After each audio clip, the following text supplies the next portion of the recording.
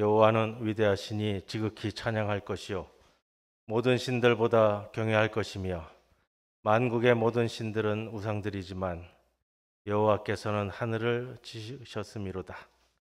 존귀와 위엄이 그의 앞에 있으며 능력과 아름다움이 그의 성소에 있도다. 에베네셀의 하나님, 오늘 여기까지 우리를 인도하여 주신 은혜에 감사드리옵니다. 하나님께서는 매일 매 순간 우리와 함께 하셨고 우리의 연약한 손을 잡아 주셨으며 우리의 발이 실족하지 않도록 지켜주셨습니다. 그 크신 은혜를 기억하면서 감사와 찬송으로 주일 예배를 드립니다. 말씀을 사모하는 자들에게 진리의 음성을 들려주시며 기도의 응답을 구하는 성도들에게 주님의 밝은 얼굴을 보여주옵소서. 성령님께서 친히 예배하는 우리의 마음을 감화시켜 주시고 은혜와 진리가 넘쳐나는 예배가 되게 하여 주옵소서. 어제나 오늘이나 영원토록 변함없는 사랑으로 우리를 돌보시는 예수님의 이름으로 기도드리옵나이다. 아멘.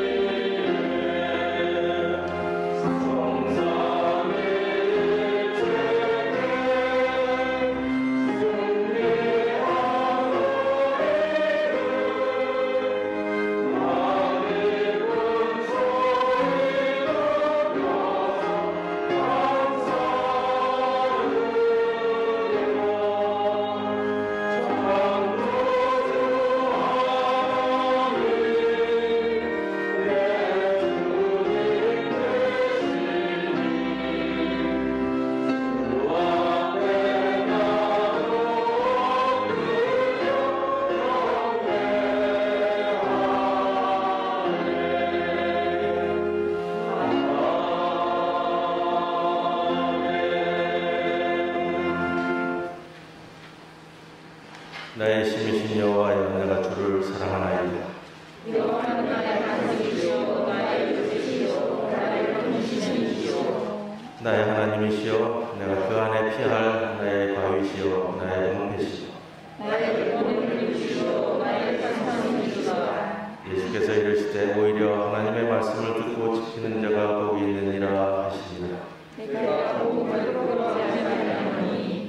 이 복음은 모든 믿는 자에게 구원을 주시는 하나님의 능력이 되리라. 복음에는 하나님의 의가 나타나서 믿음으로 믿음에 이르게 하나니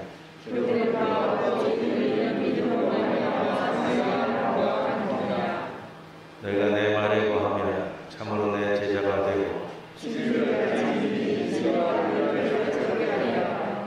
우리 주 예수 그리스도로 말미암아 우리에게 승리를 주시는 하나님께 감사하노니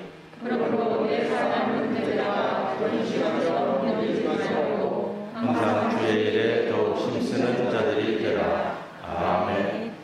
전능하사 천지를 만드신 하나님 아버지를 내가 믿사오며 그 외아들 우리 주 예수 그리스도를 믿사오니 이는 성령으로 잉태하사 동정녀 마리아에게 나시고 본디오 빌라도에게 고난을 받으사 십자가에 못 박혀 죽으시고 장사한 지 사흘 만에 죽은 자 가운데서 다시 살아나시고 하늘에 오르사 전능하신 하나님 그네 앉아 계시다가 저리로서 산 자와 죽은 자를 심판하러 오시리라.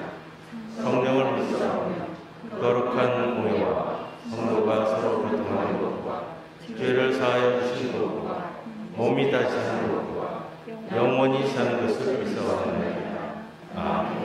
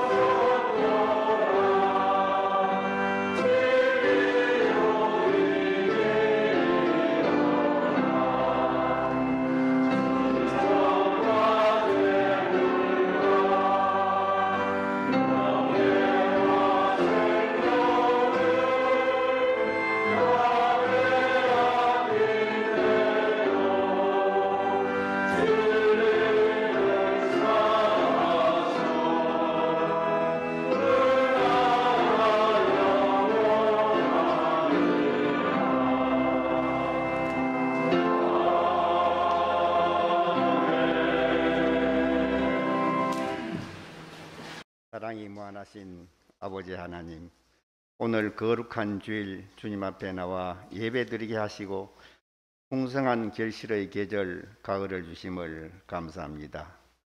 세상 삶의 무거운 짐을 지고 사는 저희들에게 이 가을 탐스러운 과일과 곡식으로 먹여주시니 감사와 찬양을 드립니다. 주님, 저희들의 믿음도 알곡신앙이 되게 하시고 날마다 채워지고 성장하는 믿음으로 주님 주신 사명 잘 감당하게 하옵소서.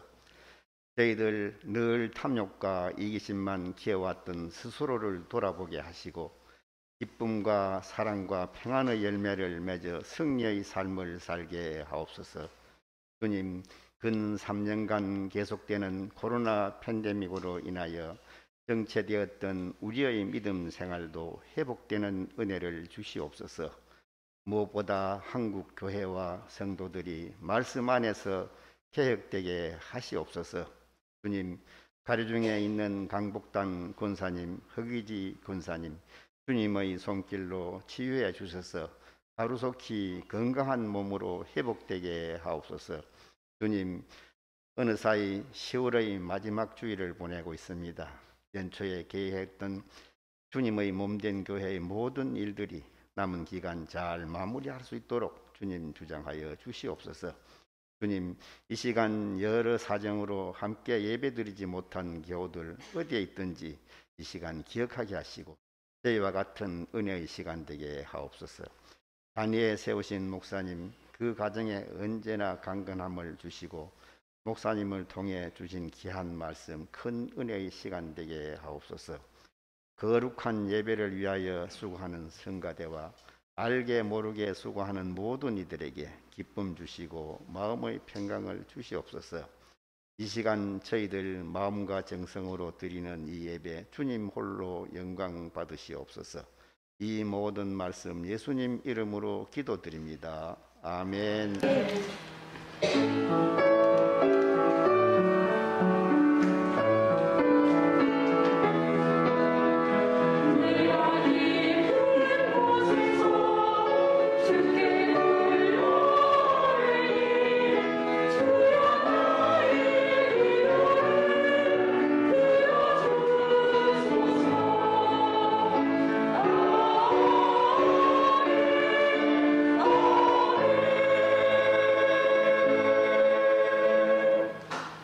오늘의 성경 말씀은 시편 71편 1절에서 6절 말씀입니다. 여호와여, 내가 주께 피하오니 내가 영원히 수치를 당하게 하지 마소서. 주의 어로 나를 건지시며 나를 풀어주시며 주의 귀를 내게 기울이사 나를 구원하소서. 주는 내가 항상 피하여 숨을 바위가 되소서. 주께서 나를 구원하라 명령하셨으니 이는 주께서 나의 반석이시요 나의 요새이심이니이다. 나의 하나님이여, 나를 악인의 손 곧 불의한 자와 흉악한 자의 장중에서 피하게 하소서. 주 여호와여, 주는 나의 소망이시요 내가 어릴 때부터 신뢰한 이시라. 내가 모태에서부터 주를 의지하였으며 나의 어머니의 배에서부터 주께서 나를 택하셨사오니 나는 항상 주를 찬송하리이다. 이는 하나님의 말씀입니다.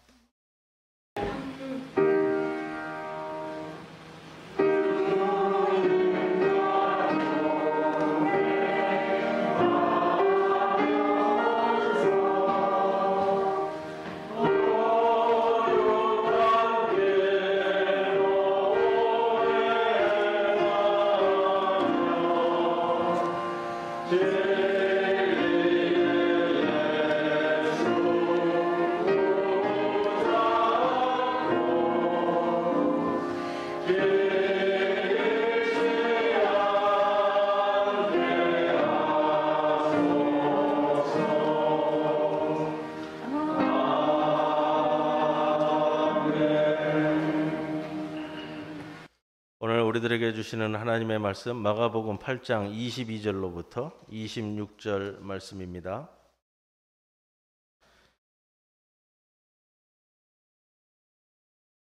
벳세다의 이름에 사람들이 맹인 한 사람을 데리고 예수께 나와 손대시기를 구하거늘 예수께서 맹인의 손을 붙잡으시고 마을 밖으로 데리고 나가사 눈에 침을 뱉으시며 그에게 안수하시고 무엇이 보이느냐 물으시니 쳐다보며 이르되 사람들이 보이나이다. 나무 같은 것들이 걸어가는 것을 보나이다 하거늘 이에 그 눈에 다시 안수하심에 그가 주목하여 보더니 나아서 모든 것을 밝히 보는지라.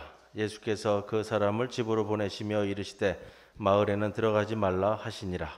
이 말씀 가운데 성령께서 함께 하시기를 기원합니다.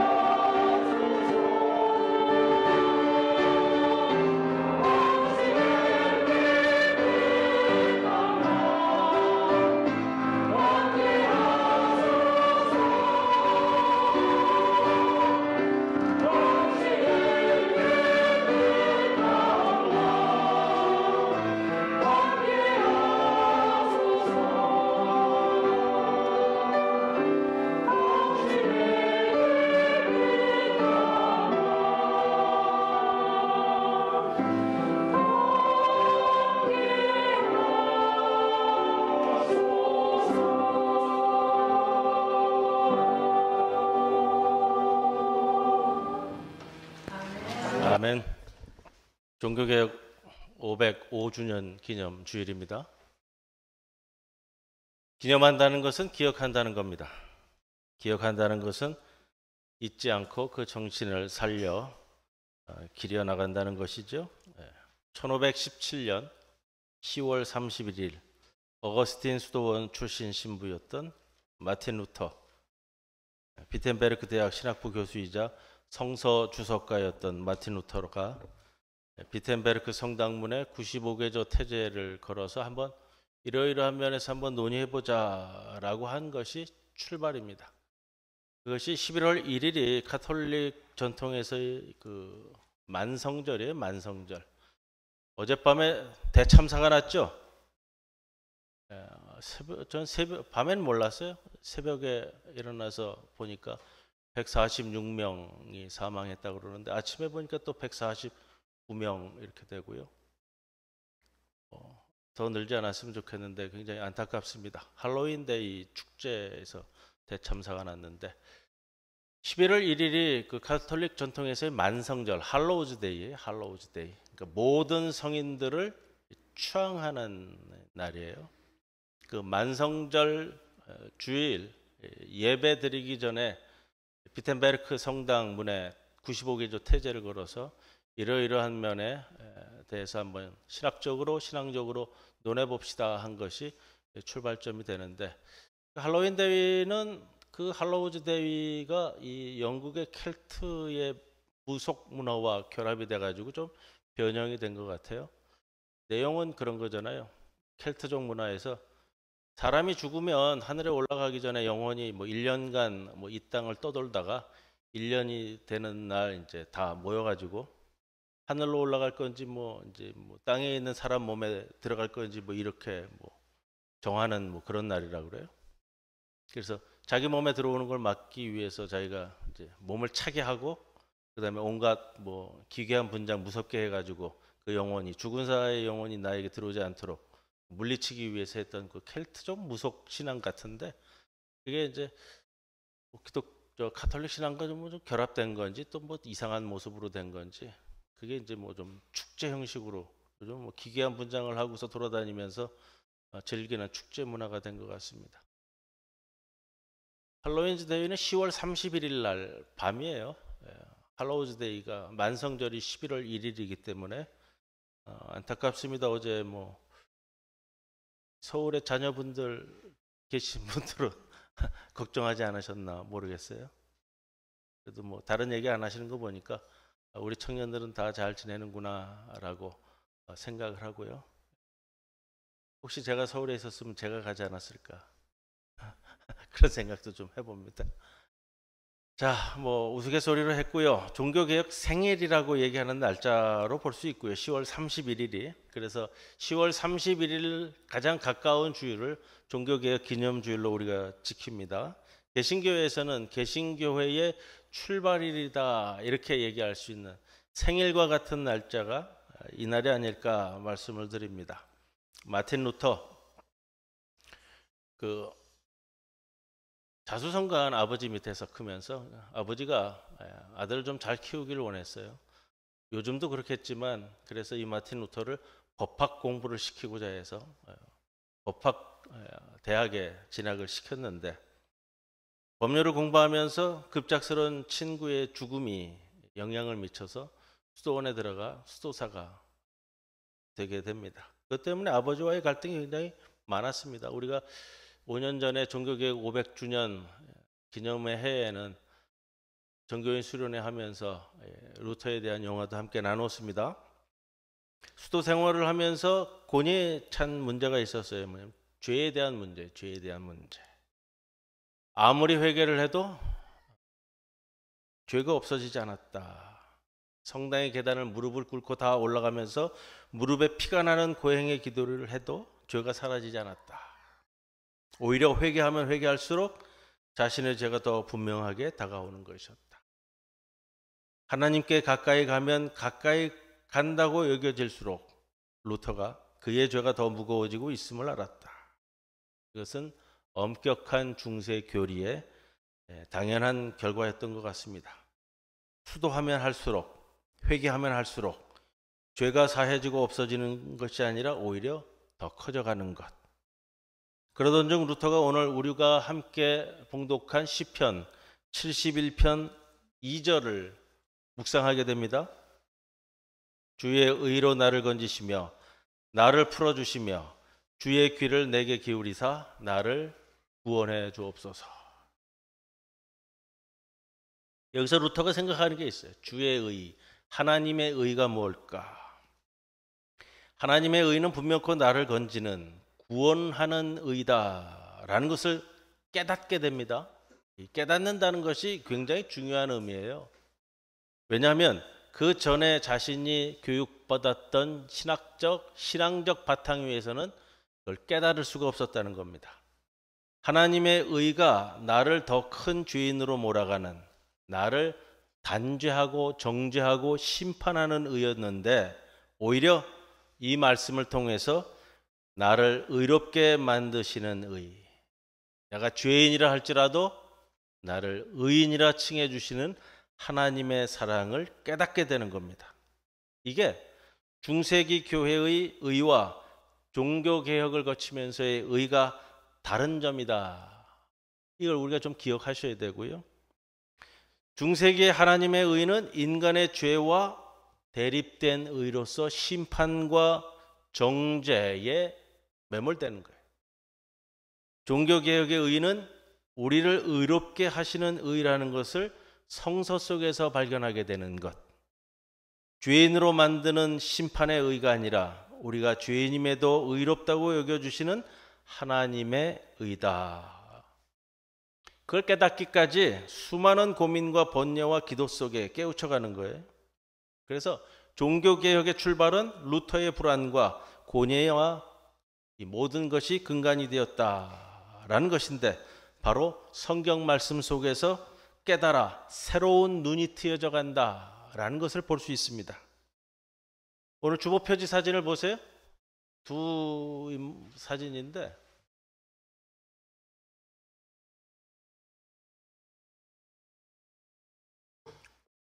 흑백으로 그려진 그림은요, 1520년대 그려진 수도사 루터를 그리고 있습니다.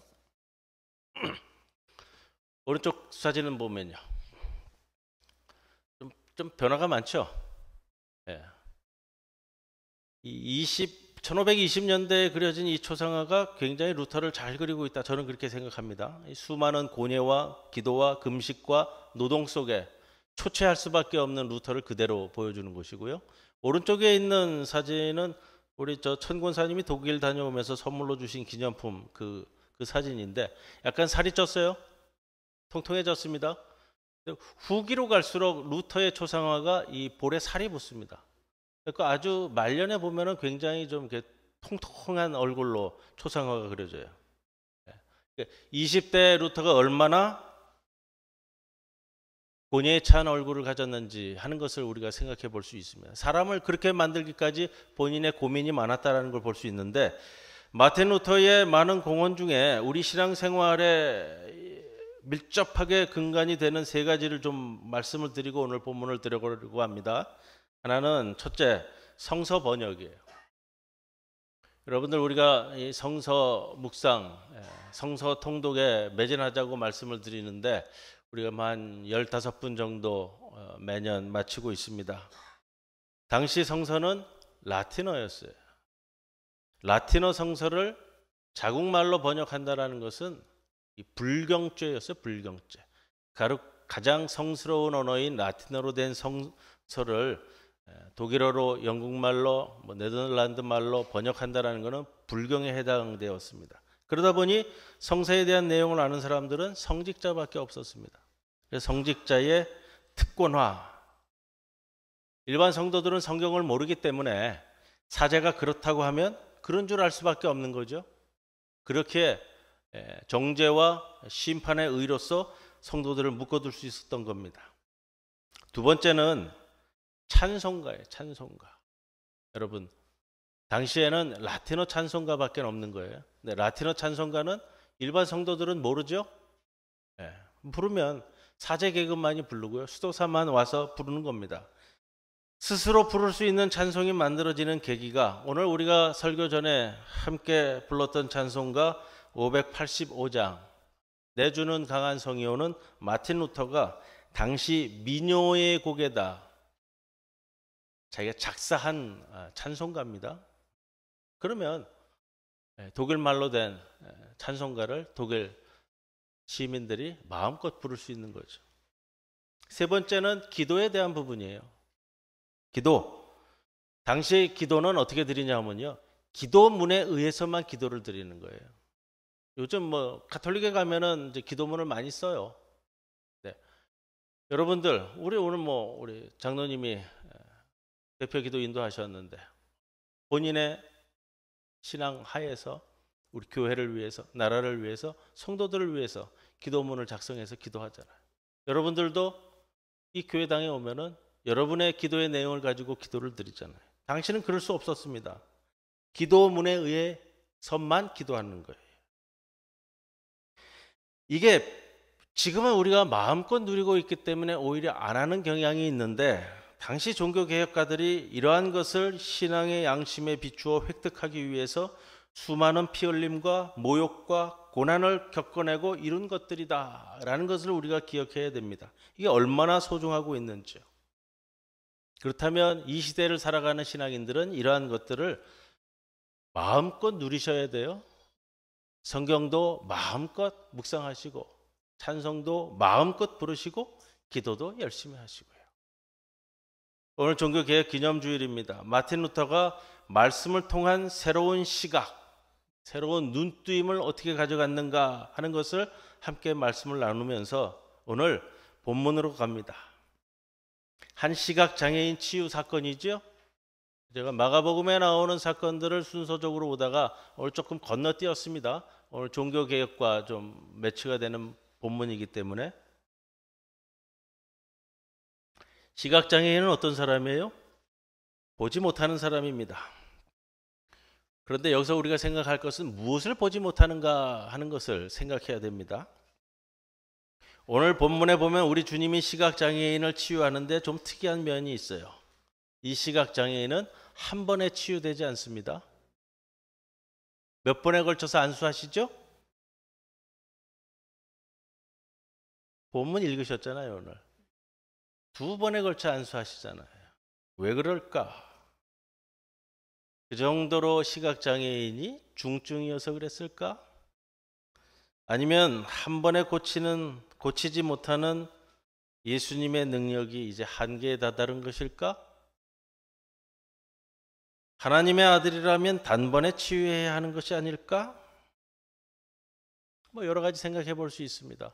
제가 이 본문을 나중에 한 번 더 할런지는 좀 고민 중에 있는데, 여러분, 마가는 오늘 22절에서 이 시각장애인을 이렇게 표현하면서 시작합니다. 맹인 한 사람. 한 사람은 대표 단수라고 말씀드렸습니다. 누구를 대표할까요? 우리가 마가복음에 나오는 사건에서는 계속해서 대표 단수 이야기를 드렸습니다. 한 사람이 다수를 대표하고요, 다수를 한 사람으로 표상화한다. 오늘 본문에서는 조금 구분이 되는데, 그동안 대표 단수는 이렇게 말씀을 드렸죠.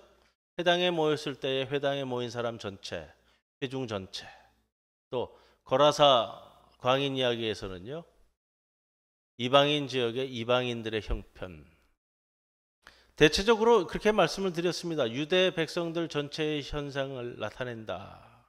근데 오늘 본문은 조금 좁혀져서 좀 살펴봐야 됩니다. 오늘 사건의 지명을 22절에 보면 벳세다라고 특정 짓고 있습니다. 벳세다라는 지명의 뜻은 어부의 집이다라는 표현이에요. 예수님의 제자 대다수가 어부 출신입니다. 의도적인 지역 설정으로 보여집니다. 더욱이 벳세다는 제자 중에 제자인 베드로의 고향입니다. 오늘 눈먼 사람 하나는 예수님의 제자들을 나타내는 대표 단수입니다. 왜 그러느냐? 오늘 이 본문 앞에 보면 사실 이미 이 치유 사건 앞에 놓인 사건이 있어요. 6장에 보시면 빵 5개와 물고기 2마리로 5,000명을 먹이고도 12광주리가 남은 이야기, 소위 말하는 오병이어 사건이 있고요. 빵 7개와 물고기 몇 마리로 4,000명을 먹이고도 7바구니가 남은 사건 이야기가 8장 1절로부터 기록되고 있습니다. 소위 말하는 7병이어 사건입니다. 예수님은 이 두 이야기를 비교하면서 오늘 본문 바로 앞의 사건에서 바리새인들의 누룩과 헤롯의 누룩을 주의하라 말씀하시며, 오늘 본문 바로 앞에 구절입니다. 8장 21절 이렇게 이야기합니다. 아직도 깨닫지 못하느냐 라고 말씀하면서 누구를 나무라죠? 제자들을 나무랍니다. 제자들에게 주시는 말씀이란 겁니다. 깨닫지 못하는 제자들을 한 맹인이라고 표상시켜서 우리에게 말씀하시는 예수님입니다. 어떻게 시작이 되죠? 8장 22절에 벳세다의 이름에 사람들이 맹인 한 사람을 데리고 예수께 나와 손대시기를 구하거늘. 이렇게 시작됩니다.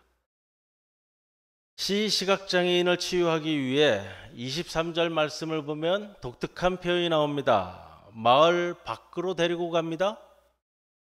왜 마을 안에서는 치유가 안 될까요? 많은 사람들이 다 지켜보는 마을 한가운데서는 치유하지 못해서 그러셨을까요? 마을은 많은 사람들이 살아가는 곳입니다. 거기에는 그 마을을 지배하는 사회 통념이 자리 잡고 있습니다.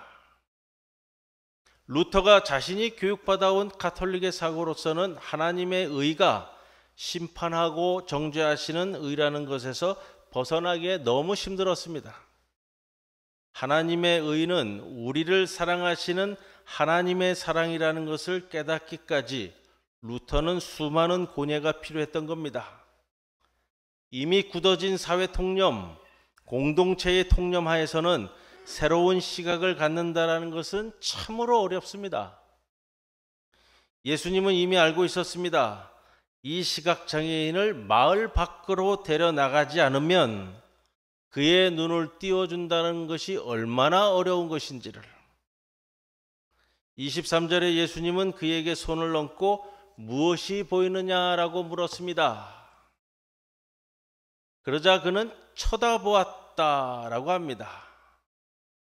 예수님을 그저 쳐다보는 존재로 생각한다는 겁니다. 우리 개정판 말고 전 번역인 개역판 성경에 보면 오히려 이 표현을 더 알맞게 하고 있는 것 같습니다. 우러러 보았다라고 번역합니다. 위대한 예언자와 메시아를 추앙하듯 예수님을 우러러 본 것입니다.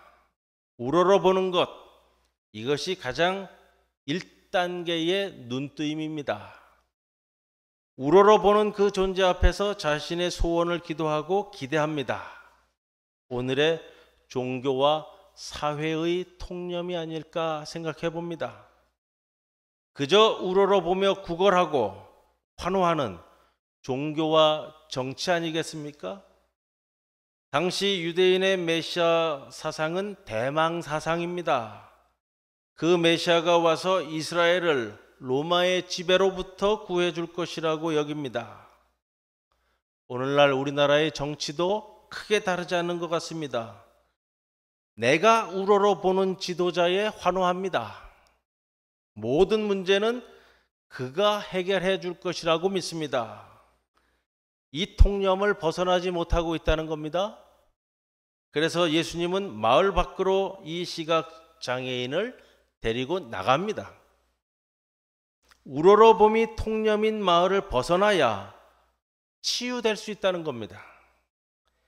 그리고 예수님의 치유는 한 발 더 나아갑니다. 두 번째 치유가 이루어지죠. 점진적 치유라고 얘기합니다. 이 시각장애인은 주목하였다라고 이야기합니다. 두 번째 단계의 보다라는 말을 성서가 주목하였다라는 표현으로 쓰고 있습니다. 24절에 그저 쳐다보는, 우러러보는 단계에서 나아가 주목하였다라는 말인데 원어적 의미로는 무엇을 통하여 본다라는 말입니다. 뚫어지듯 보았다라는 표현인데 우리말로 적확한 표현을 찾아보면 꿰뚫어 보았다라고 표현하는 게 맞을 것 같습니다. 꿰뚫어 보게 되었다. 두 번째 치유 후에 이제 쳐다보는, 우러러보는 단계에서 세상을 꿰뚫어 보는 단계로 상승하는 것을 볼 수 있습니다. 그리고 25절 하반절에 나아서 모든 것을 밝히 보았다라고 표현합니다. 밝히 보았다. 분명히 보았다는 것인데 밝히 보았다라는 것은 안을 속속들이 들여다본다라는 것을 의미합니다. 꿰뚫어 보게 되니 이제 안을 속속들이 들여다보게 되었다라는 말씀입니다. 오늘 본문은 보다라는 단어를 사용하면서 3단계로 상승하는 모습을 우리들에게 일러줍니다. 단순히 육체적 시력의 회복만을 뜻하는 표현이 아니라는 겁니다. 세상을 바라보는 시각의 변화를 보여줍니다. 그러면서 예수님은 마을로 들어가지 말라고 하십니다. 우러러보는 것이 통념인 마을에서는 여전히 이 사람은 시각장애인일 뿐이기 때문입니다. 그런 마을, 그런 세상에서는 우러러보는 것이 전부입니다. 우러러보는 대상에게 목을 거는 겁니다. 그래서 그런 마을로는 들어가지 말라고 말하십니다. 사실 여러분, 우러러보기는 쉽습니다. 우러러보는 대상에게 다 맡기면 됩니다. 종교로 말하자면 이것이 우상숭배입니다. 우상숭배란 자기가 바라는 것을 우상에게 투사하는 겁니다. 자기가 할 일은 없습니다. 메시아에게 빌고 빌 뿐입니다. 구걸하는 신앙이라는 것입니다. 이것이 신앙의 통념입니다. 믿으시기 바랍니다 라는 말에 아멘만 하면 됩니다. 이것이 신앙의 통념이라는 겁니다. 예수님의 제자들이라는 사람들이 우러러보는 메시아 예수의 십자가에 구원의 목을 메고 있습니다. 구원도 그저 예수님의 십자가에 편승할 뿐입니다. 여전히 눈을 뜨지 못하고 있다는 겁니다. 그러나 꿰뚫어 보면 다릅니다. 우러러보면서 꿰뚫어 봄으로 눈이 뜨이면 안을 속속들이 들여다볼 수 있다는 겁니다. 모든 것을 밝히 보는 사람에게 예수님은 우러러보고 있는 예수님의 십자가만을 말씀하지 않습니다. 오늘 본문 뒤에 부분인데 34절 9절입니다. 나를 따라오려고 하는 사람은 자기를 부인하고 자기 십자가를 지고 나를 따라오너라. 꿰뚫어 보는 사람은 더 이상 예수님의 십자가만을 우러러보는 신앙이 아닙니다. 이 예수님의 십자가가 내 십자가가 되는 겁니다. 예수님께서 우리에게 이것을 가르쳐 주었습니다. 우러러보지 말고 꿰뚫어 보고 따르라고 말씀하십니다. 꿰뚫어 본 사람의 믿음은 그처럼 사는 겁니다. 자기 십자가입니다. 마틴 루터는 우리에게 성경을 찾아주었습니다. 찬송을 찾아주었습니다. 기도를 찾아주었습니다. 그저 우러러보는 삶이 아닌 꿰뚫어 보고 속속들이 보고 그리고 예수님의 십자가를 나의 십자가로 알고 살아가라는 겁니다. 이 말씀이 종교개혁주일에 우리에게 주시는 여러분의 십자가의 말씀이 되기를 주님의 이름으로 간절히 축원을 드립니다. 고마우신 아버지 하나님, 종교개혁주의를 맞습니다. 교회는 언제나 개혁되어야 한다고 우리의 신앙 선조들이 우리들에게 전해준 그 신앙의 전승을 기억하게 해주셔서 그저 이 세상을 우러러보고 말씀을 우러러보는 것이 아니라 꿰뚫어보고 속속들이 안을 살펴서 정말로 예수님의 십자가를 나의 십자가로 만들어 그 삶을 따라가는 주의 백성들이 되게 하옵소서. 안타깝게 지난밤에 세상을 떠난 젊은 영혼들을 주님께서 불쌍히 여기시고 주님께서 기억하셔서 이제 영원한 평안함 가운데 머물도록 이끌어 주옵소서. 모든 것 주님의 인도하심을 간구하오며 예수님의 이름으로 기도드리옵나이다. 아멘.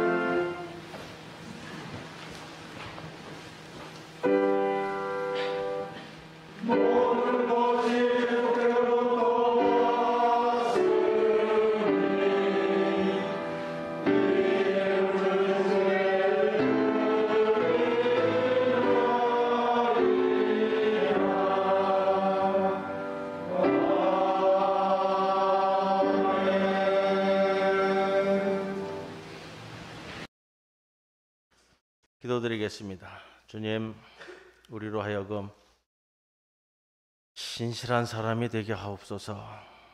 주님의 성실한 성품을 담게 하셔서 가난해도 비굴하지 아니하며 부유해도 오만하지 아니하고 모두가 떠나도 외로워하지 아니하며 소중한 것을 상실해도 절망하지 아니하고 주님 울타리 안에 살아있음에 늘 감사하게 하여 주옵소서.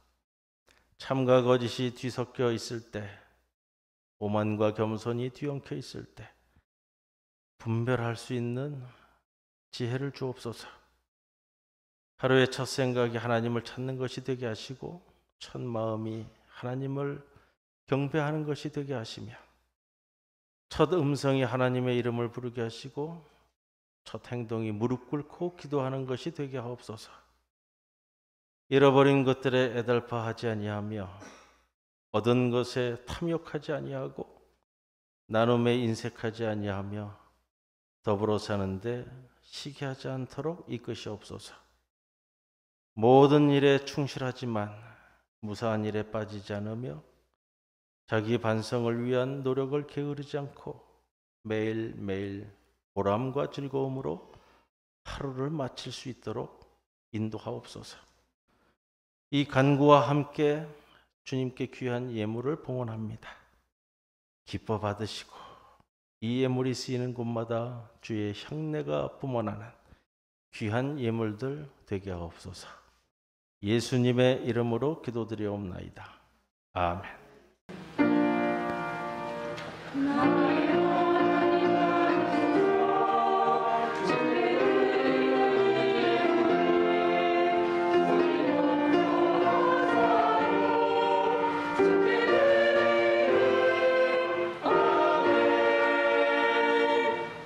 앞뒤 옆에 계신 분들과 함께 인사 나누겠습니다. 주님의 평안을 빕니다. 주님의 평안을 빕니다. 광고 주보에 있습니다. 참고해 주시고요. 첫째 토요일 기도회 이번 주 토요일 날 6시에 모입니다. 꼭 기억해 주시고요. 주일 오후에 하던 열왕기하 강해를 오늘 마치고 다음부터는 우리 예레미야서 강해를 시작합니다. 많이 참석을 바랍니다. 공동 식사 오늘 1층에 간편식으로 준비되어 있습니다. 다음 주일부터는 우리 부산 바퍼에서 식사를 제공합니다. 우리 코로나 전에 바퍼에서 식사 제공해 주셨는데요. 공동 식사를 시작하는데 조금 당부드릴 말씀이 있습니다. 다음 주일부터 우리 공동 식사를 하게 되면 전부 식사를 하고 가셔야 돼요. 네. 너무 많이 남으면 안 돼요. 그래서 따로 가지 마시고 오후 예배를 안 드리시더라도 꼭 식사를 하시고 가셔야 됩니다. 오늘 조금 우리 좀 기억하셔서 음식이 남겨져서 버려지지 않도록 좀 주의해 주시기 바랍니다. 한 가지 광고를 드립니다. 중고 의류 모으기 있습니다. 필리핀 현지 교회에서 이제 코로나가 풀리면서 이제 한국에서 들어가는 인원들이 많아져 가지고요. 의료를 조금 모아서 보내주셨으면 좋겠다라는 요청이 들어왔습니다. 우리가 코로나 전에도 몇 번 했고 의류 가져오려니까 한 20년 된 무스탕 이런 거 가져오시면 안 됩니다.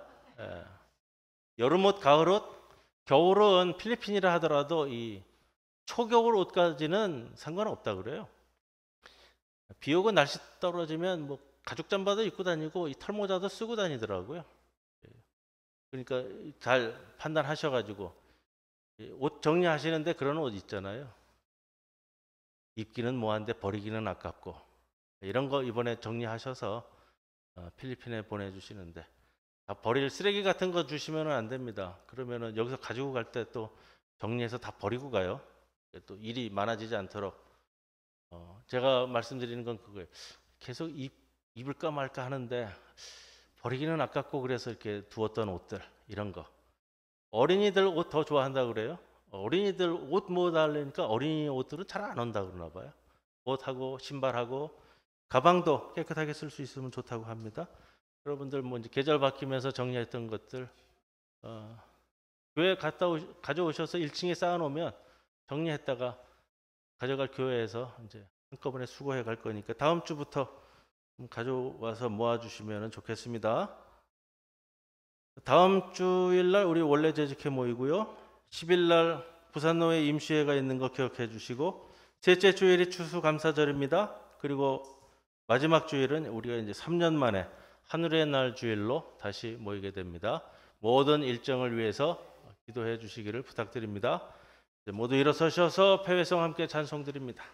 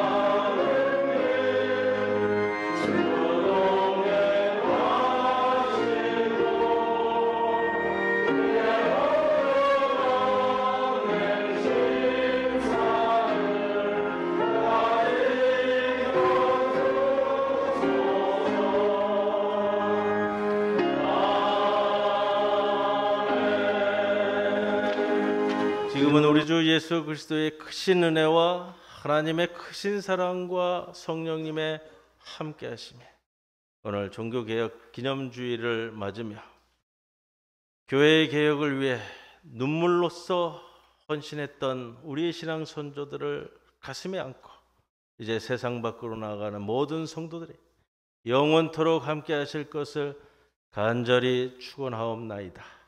아멘.